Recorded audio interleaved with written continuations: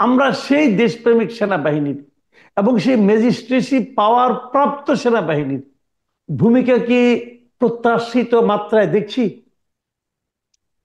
No, magistracy ক্ষমতা আপনি দিচ্ছেন, কিন্তু আপনার নখ এবং দাঁত নেই। এই হওয়ার মাধ্যমে কি সেনাবাহিনী একটা বাড়তি চাপের মুখে পড়ে যাচ্ছে না? ওই অ্যাসুরেন্স উপর ভিত্তি করে সশস্ত্র বাহিনী থাকবেন অন ডিউটি, কিন্তু তারা কোনো অবস্থায় জনগণের ওপর গুলি বর্ষণ করবেন না, এই নিশ্চয়তা কিন্তু শতভাগ। কলিমুল্লাহ ভাই, আপনাকে স্বাগত জানাচ্ছি আমাদের অনুষ্ঠানে। প্রিয় ধন্যবাদ দর্শক, আপনাকে। আমরা কেন আজকে এই কলিমুল্লাহ স্যারকে আনলাম, এটা আপনারা হয়তো একটু পরেই মানে বুঝতে পারবেন ঠিক কোন প্রসঙ্গে, যে প্রসঙ্গে উনি মোটামুটি আমার কাছে মনে হয়েছে এক্সপার্ট, অথরিটিও বলতে পারেন। তো সেই আলোচনাটা করতে চাই। গত কদিন ধরে জনাব কলিমুল্লাহ, আপনি নিশ্চয়ই আমার চেয়েও ভালো জানেন যে গত কদিন ধরে একটা বিষয় কিন্তু আলোচনা হচ্ছে। সে আলোচনাটা হলো যে আমাদের এই যে যে আন্দোলনটা হলো, সে আন্দোলনে এবং আন্দোলন পরবর্তী সময়ে দেশের আইন শৃঙ্খলা পরিস্থিতি সব বিষয়ে সেনাবাহিনীর ভূমিকাটা আসলে কি, সেনাবাহিনী কি করছে, সেনাবাহিনীর কাছ থেকে আমরা কি প্রত্যাশা করছি আর কি পাচ্ছি। আবার তারও আগে যদি বলতে চাই, যখন সেই আন্দোলনটা চলছিল, জুলাই আন্দোলন, সেই সময় সেনাবাহিনী কি ভূমিকা পালন করেছিল এবং কেন করেছিল।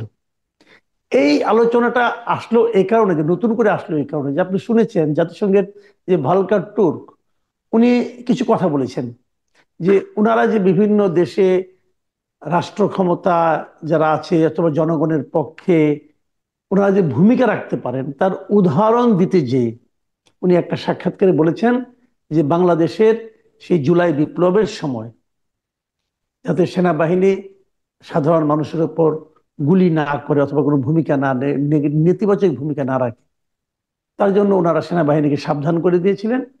এবং জাতিসংঘের নিরাপত্তা রক্ষী বাহিনীতে ওরকম কিছু করলে পরে তাদেরকে নেওয়া হবে না, এই কথাটা বলেছিলেন। তো প্রথমত কথা হলো, এই ধরনের কথা ওনারা বলতে পারেন কিনা, বললে কাকে বলেছেন, এটা তো একটা প্রশ্ন আছে। কিন্তু প্রশ্নটা হলো যে এটা নিয়ে তো একটা মানে দ্বিধার তৈরি হলো এবং একটা প্রশ্নের জন্ম নিল যখন নাকি সেনাবাহিনীর পক্ষ থেকে বিবৃতি দিয়ে বলা হলো যে তারা এ ধরনের কোনো বিষয়ের সঙ্গে তার ব্যাপারে তারা অবগত নয়। তো এই যে বিষয়টা, তাহলে ভুল বলল কে, অথবা অসত্য বলল কে, অথবা অসত্য বলে থাকলে কেন বলল, কোন প্রেক্ষিতে বলল, সেনাবাহিনীর পক্ষে কি অন্য কোনো ধরনের বিবৃতি দেওয়া সম্ভব ছিল কিনা, এই সামগ্রিক বিষয় নিয়ে আমি সবগুলি প্রশ্ন একসঙ্গেই করলাম। আমি আপনার কাছ থেকে ডিটেল, আপনি যা বুঝেন অথবা আমাদের যা বোঝাতে চান, সেটা আমরা একটু শুনতে চাই। ধন্যবাদ। দেখুন, ভলকার তুর্ক যে বক্তব্যটি রেখেছেন, তিনি খোলামেলা বক্তব্য রেখেছেন। আর আমাদের আইএসপিআর এর পক্ষ থেকে যে বিবৃতি এবং ব্যাখ্যাটি দেওয়া হয়েছে, সেটাও কিন্তু খোলামেলা ভাবেই প্রকাশ করা হয়েছে, এবং পূর্ণাঙ্গ ক্যানভাসটা দুটো মেলালে পাওয়া যাবে। খেয়াল করে দেখেন, আমাদের আইএসপিআর এর যে বিবৃতি, সেখানে আহ, এড়িয়ে যাওয়া হয়েছে একটা বিষয়। সেটি হচ্ছে, মানে, বলা হয়েছে যে ভলকার তুর্ক মহোদয় যে বক্তব্যটি রেখেছেন, সেইটি, যে ইঙ্গিতটা করেছেন তিনি, সেই কমিউনিকেশনটা সরাসরি সেনাবাহিনীকে করা হয়নি। যদি করা হয়ে থাকে তাহলে তৎকালীন সরকারকে বা সরকার প্রধানকে হয়তো বলা হয়েছে, এরকম একটা ইঙ্গিত কিন্তু আছে সেখানে। আর আমাদের দেশপ্রেমিক সশস্ত্র বাহিনী, তারা এ পর্যন্ত গত 23 বছরে 27,000 কোটি টাকা আপনার আমাদের দেশের জন্য আর্ন করেছেন, হার্ড কারেন্সি যেটাকে আমরা বলি। আমি নিজে জাতিসংঘ সদর দপ্তরে গিয়ে নিজেকে খুব উঁচু মানুষ মনে হয়েছে যখন দেখলাম আপনার বিশাল প্রমাণ সাইজের ছবি আমাদের সশস্ত্র বাহিনীর সদস্যরা মাইন সুইপিং যে করছেন, সেটার দেয়াল গাত্রে ঝোলানো আছে। তো এটি হ্যাজার্ডাস একটা কাজ, জীবনের ঝুঁকি আছে, কিন্তু এই ঝুঁকিপূর্ণ কাজটা কিন্তু কৃতিত্বের সঙ্গে আমাদের বাংলাদেশি দেশপ্রেমিক সেনাবাহিনীর, সশস্ত্র বাহিনীর সদস্যরা বিভিন্ন দেশে করেছেন। তো একটা বিষয় হচ্ছে যে হার্ড কারেন্সি আর্নার একটা ভূমিকা আছে তাদের, এবং সেই কারণে এবং এটার আবার একটা সমবন্টন আছে, মানে এক অর্থে একেবারে প্রাইভেট সোলজার থেকে শুরু করে 3 স্টার জেনারেল পর্যন্ত এটার আপনার সুফল পেয়ে থাকেন। ফর এক্সাম্পল, আমার যিনি কমান্ডেন্ট ছিলেন মিলিটারি একাডেমিতে, লেফটেন্যান্ট জেনারেল হাফিজ, তিনি কোর দে ভোয়াতে ফোর্সেস কমান্ডার হিসেবে কাজ করেছেন। তিনি আবার ন্যাশনাল ডিফেন্স কলেজে আমার তত্ত্বাবধানে 1 বছর আপনার আইআরপি যে আহ, অভিনিবেশ সহকারে অনুশীলনটি করতে হয় সেটি সম্পাদন করেছেন, এবং বর্তমানে উপদেষ্টার মর্যাদায় তিনি আমাদের মাননীয় প্রধান উপদেষ্টার দপ্তরে কিন্তু মোতায়েন আছেন। তো এই যে উদাহরণগুলো, সেগুলো রীতিমতো আমাদের সবার জন্য দৃষ্টান্ত বলা যেতে পারে, সাকসেস স্টোরি বা গুড এক্সাম্পল। আমি নিজে ডেমোক্রেটিক রিপাবলিক অফ তিমুর লেস্টেতে লং টার্ম অবজার্ভার হিসেবে আইআরআই এর পক্ষ থেকে, অর্থাৎ রিপাবলিকানদের পক্ষ থেকে আমি কাজ করেছি। এবং সব মিলিয়ে আমার যে প্রতীতি জন্মেছে সেটি হচ্ছে তারা কিন্তু ভ্যালুয়েবল কন্ট্রিবিউশন রাখছেন। অতি সম্প্রতি আমাদের মাননীয় সেনা প্রধান তিনি সেন্ট্রাল আফ্রিকান রিপাবলিক থেকে প্রত্যাবর্তন করেছেন। আমাদের যে কন্টিনজেন্ট গুলো কাজ করছে সেগুলোর কার্যক্রম পরিদর্শন করতে গিয়েছিলেন, এবং সামগ্রিকভাবে আমাদের একটা খরগোশের মতো কান কিন্তু খাড়া থাকে আমাদের শান্তিরক্ষীরা কে কোথায় কেমন করছেন। আর এই বিষয়ে কোন রকমের ঝুঁকি নিতে আমরা কিন্তু নারাজ, কারণ হচ্ছে এটা পেশাদারিত্বের সঙ্গে সম্পর্কিত একটা বিষয়। তার পাশাপাশি আপনার পার্ট অফ মিলিটারি ডিপ্লোম্যাসি। আপনার বিভিন্ন দেশে, যেমন সিয়েরা লিওনের মতো দেশে আপনার আমাদের শান্তিরক্ষীরা কাজ করেছেন, এবং সেখানকার যিনি রাষ্ট্রপ্রধান ছিলেন ডক্টর আহমেদ কাবা, তার সঙ্গে আমার কাজ করার সৌভাগ্য হয়েছে, এবং তিনি ভূয়সী প্রশংসা করেছেন আমাদের আহ, যারা সেখানে কাজ করেছেন। এমন হয়েছে যে তারা বাংলাকে দ্বিতীয় রাষ্ট্রভাষার মর্যাদা দিয়েছেন। তো এই যে অ্যাচিভমেন্ট গুলো, সেগুলো কোনোভাবেই খাটো করে দেখবার সুযোগ নেই। তো সেখানে আপনার ভলকার মহোদয় যা কিছু বলেছেন তিনি নিজ দায়িত্বে বলেছেন, এবং আমার ধারণা সত্যি কথাই বলেছেন। আবার একই সঙ্গে আমাদের সশস্ত্র বাহিনীর পক্ষ তার থেকে মানে যে আপনি আপনি আপনি আচ্ছা, আপনি তাহলে বলতে চাচ্ছেন যে এই কাজগুলো না করলে শান্তিরক্ষা করলে পর শান্তিরক্ষা বাহিনীতে বাংলাদেশের সেনাবাহিনীকে নাও নেওয়া হতে পারে, এটা সেনাবাহিনীর জন্য একটা বড় ধরনের চাপ, আপনি এটা বলতে চাচ্ছেন? আমি যেটা বলতে চাচ্ছি যে এটি হচ্ছে পেশাদারিত্বের প্রশ্ন। আমাদের জনগণের করের টাকায় সেনাবাহিনী মাসের শেষে পেচেক পেয়ে থাকেন, এবং যাবতীয় ওয়ার টয়েস সেগুলো কিন্তু আমাদের জনগণের করের টাকাই সংগ্রহ করা হয়। সুতরাং আমাদের সেনাবাহিনীকে আমরা সবসময় দেশপ্রেমিক সেনাবাহিনী বা সশস্ত্র বাহিনী বলতে পছন্দ করি, ভালোবাসি। এক্সপেকটেশনটাও কিন্তু সেই রকম, প্রত্যাশাটাও না, সেরকম তাদের কাছে। করের টাকায় বেতন তো পুলিশও পায়, করের টাকায় বেতন তো র্যাবও পায়, করের টাকায় বেতন কিন্তু তো মন্ত্রীরাও পায়, এমপিরাও পায়। তো তাদের সবই কাছ থেকে পাচ্ছেন, প্রত্যাশা নাই, খেলে এখান কিন্তু থেকে প্রত্যাশা, এটা কেমন হবে? খেয়াল করে দেখেন যে এখানে তারা যেটা, মানে দে ক্যান ডেলিভার এনিথিং, মানে এইরকমের একটা রাইট। ইমপ্রেশন সবার মাঝে আছে। এবং তারা কখনোই আপনার দেশের স্বার্থ ক্ষুণ্ণ হয় এমন কোনো কাজে যাবেন না, দেশের জনগণের প্রতিপক্ষ হিসেবে কখনো দাঁড়াবেন না বা দাঁড়াতে চাইবেন না। এই প্রত্যাশাটা আচ্ছা। উইদিন অ্যান্ড উইদাউট দুই পক্ষেই আছে। জি। জি, এখন এখন তাহলে প্রশ্নটা হলো যে ভলকার টুর যে কথাটা বলেছেন, সেই কথাটার যে প্রতিবাদটা আজকে সেনাবাহিনীর পক্ষ থেকে করা হলো, আজকে না কালকে যে জি। প্রতিবাদটা করা হলো, এখন এই প্রতিবাদ থেকে আমরা যারা সাধারণ মানুষ, আমরা তো একটা আহ, দ্বিধায় পড়ে গেলাম যে আসলে তাহলে কে ঠিক বলেছে। আপনি একটু আগে বললেন যে হয়তো এটা গভর্নমেন্টের সঙ্গে কথা বলেছে, কিন্তু মানে সরকারের সঙ্গে তৎকালীন যারা সেই সরকারে ইঙ্গিতটা ছিলেন আইপিআর এর বিবৃতিতে কিন্তু আছে। আছে। এখন কিন্তু খেয়াল করে প্রশ্ন দেখেন, হলো, সাবেক প্রধানমন্ত্রী যদি শেখ সরকারকে হাসিনা। বলা হয়, আমি একটু বলে জি। দিই, যদি সরকার শেখ হাসিনাকে বলি তারা, তাহলে সেই অনুযায়ী শেখ হাসিনা তো নিশ্চয়ই এই জিনিসটা তাদেরকে বলবে না। শেখ হাসিনা তো শেষ পর্যন্ত চেষ্টা করেছে টিকে থাকার জন্য, এবং সেনাবাহিনীকে ব্যবহার করে সে টিকে থাকতে চেয়েছে। তো সেনাবাহিনী তো সেটা শুনেনি। তো সেনাবাহিনী যে শুনলো না, এটার পেছনে কারণটা কি এই ভলকার তুর্কের এই মানে আপনার একটু এই হুমকিটা, নাকি নিজস্ব দেশপ্রেমটা, নাকি? ইস কম্বিনেশন অফ এভরিথিং আমি বলবো। কারণ ওকে। এখানে একই মুদ্রার এপিটোপিট দুই হিসেবে, দুটো পৃষ্ঠা বা পৃষ্ঠ হিসেবে আমি দেখতে চাই। এই কারণে যে আমাদের আহ, এখানে প্রতিরক্ষা মন্ত্রী বরাবর সরকার প্রধানরা হয়ে থাকেন, আর সর্বাধিনায়ক হন মহামান্য রাষ্ট্রপতি, তিনি জি বাহিনীর। তো ফলে জি এই কমিউনিকেশন যে চ্যানেলটা, সেটি সরকার প্রধান অর্থাৎ প্রতিরক্ষা মন্ত্রীর কাছেই আপনার প্রেরণ করা হয়েছে, এমনটি ইঙ্গিত কিন্তু আছে। আর আমিও তাই মনে করি। এখন বিষয় যেটা, সেটা হচ্ছে যেই বার্তাটি প্রদান করা হলো, সেটি যদি মনোপুত না হয় সরকার প্রধানের, অথবা তিনি ভিন্ন ন্যারেটিভ হাজির করতে চান, তাহলে জি বিষয়টা অন্যরকম। আর খেয়াল করে দেখেন, আমাদের যে সেনা কালচারের দরবার কালচার আছে একটা, সেই মোগলাই ট্রেডিশন, এবং জি সেখানে সবাই, সকল র্যাঙ্ক ফাইলের লোকজন থাকেন, এবং তাদের মতামত, মানে হয়তো it's not one way traffic. আমাদের যিনি মাস্টার অফ দ্য সেরিমনি, তিনি হয়তো বক্তব্য রাখেন, মাননীয় সেনাপ্রধান, এবং বক্তব্য শেষ হওয়ার পরে কালচার যেটা, কোনো ডাউট আছে কিনা, কোনো প্রশ্ন আছে কিনা, কেউ কিছু বলতে চান কিনা, ফিডব্যাক দিতে চান কিনা, সেটি কিন্তু নিঃসংকোচে নির্ভয়ে তারা দিয়ে থাকেন। এবং যে ফিডব্যাকটা মাননীয় সেনা প্রধান পেয়েছেন, জেনারেল ওয়াকারুজ্জামান, ডেফিনেটলি তাকে তার সিদ্ধান্ত নিতে সহায়তা করেছে।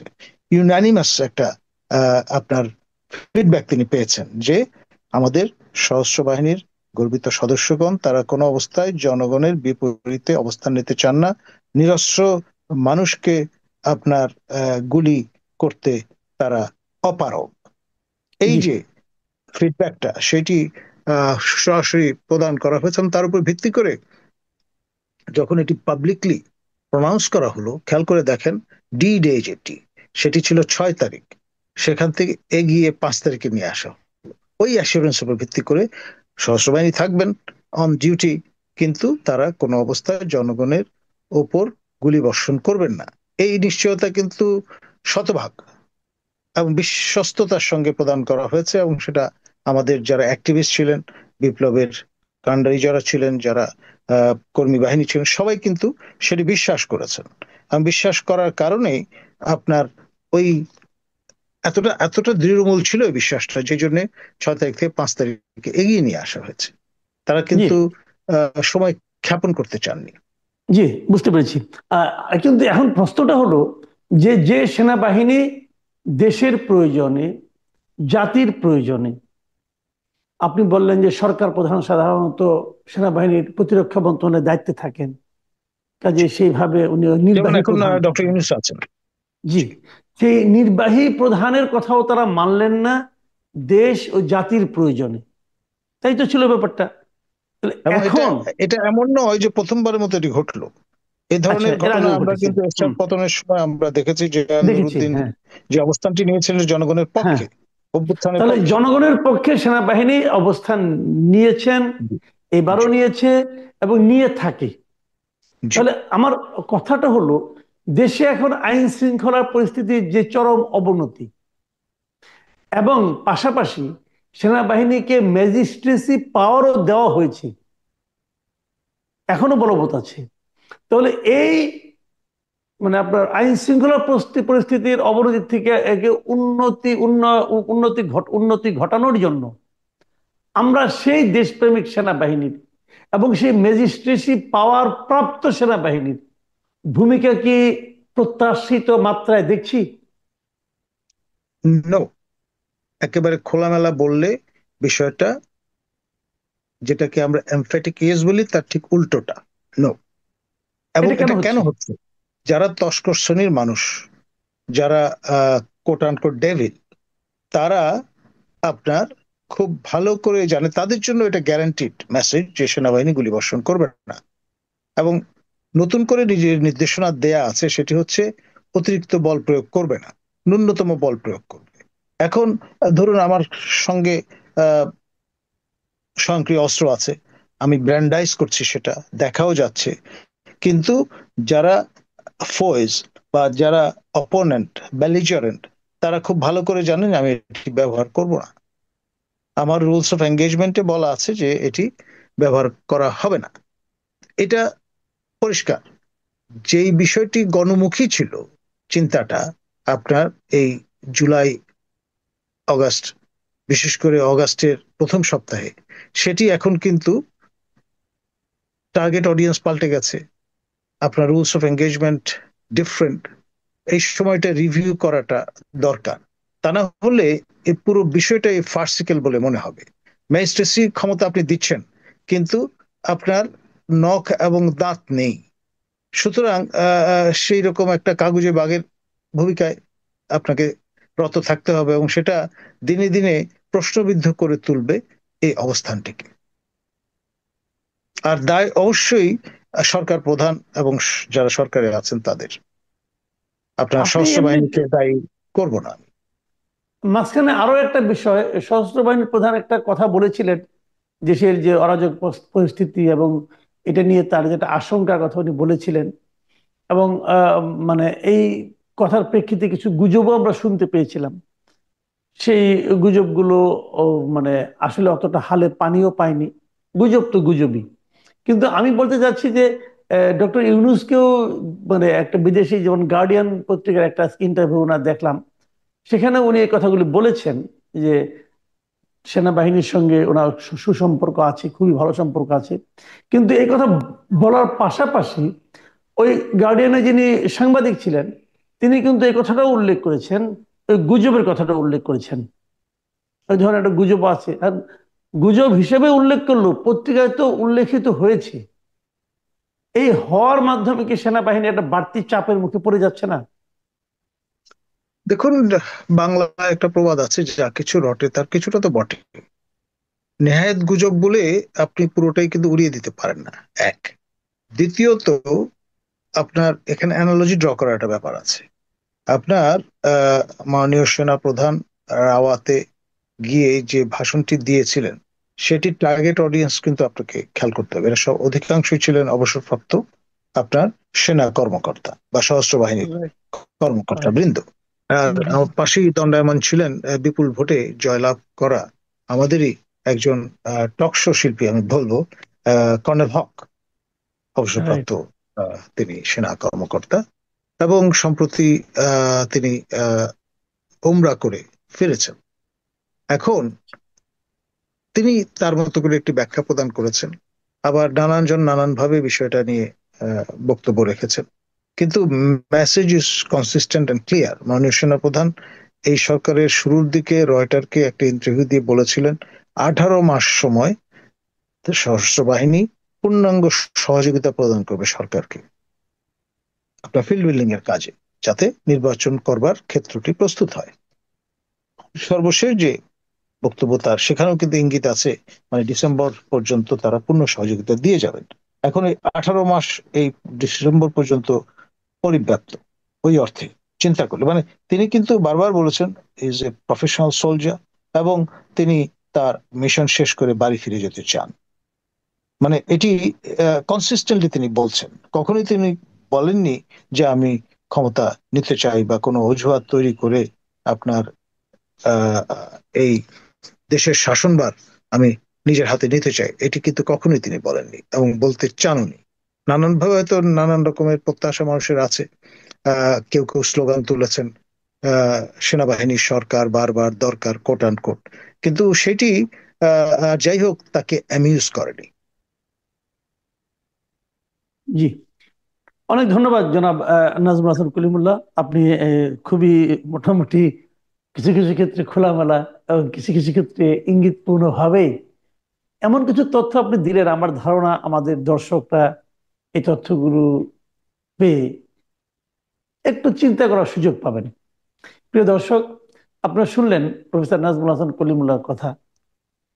আশা করি আপনাদেরও আমার মতোই নতুন চিন্তার সূত্র এখান থেকে হয়তো পাওয়ার একটা সুযোগ হবে। আপনারা ভালো থাকবেন,